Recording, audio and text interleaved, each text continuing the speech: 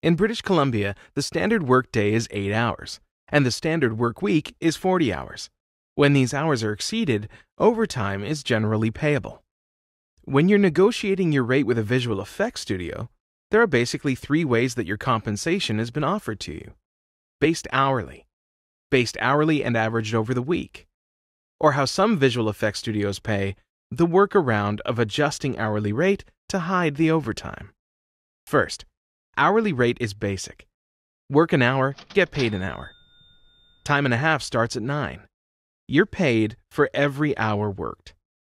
Second, an averaging agreement simply adjusts the overtime as time off. Work 4 9.5-hour days, take Friday off. This does not mean that you're waiving overtime. Then there is the confusing method of lowering your hourly rate to reflect time worked. At 60 hours, $30 per hour becomes a $17 per hour job. At 70 hours, this is not the high technology company exclusion. Visual effects companies are not high technology companies as defined in the Employment Standards Act. Visual effects artists who are working on motion picture production are not subject to exclusion from paid overtime because they have been incorrectly classified as high technology professionals working for high technology companies. Employers are not free to creatively reinterpret how overtime is paid. For example, we pay $2,000 a week. You may work 40 hours, you may work 70 hours. It's a flat rate. We don't have an hourly rate here. We have our own system of overtime.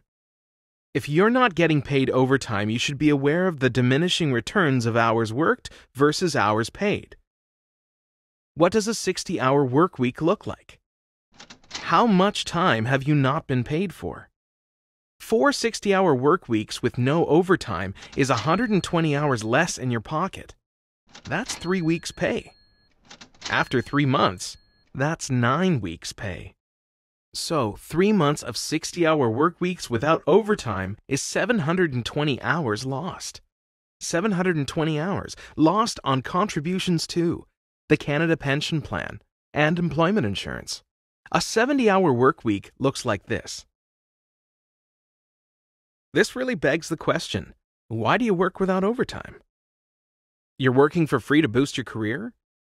Volunteering your time to increase the quality of the project? Working to benefit the bottom line of the company you work for? Or possibly, you love your career, and you know that rocking the boat will mean you're passed over for employment, get you fired, or even blacklisted.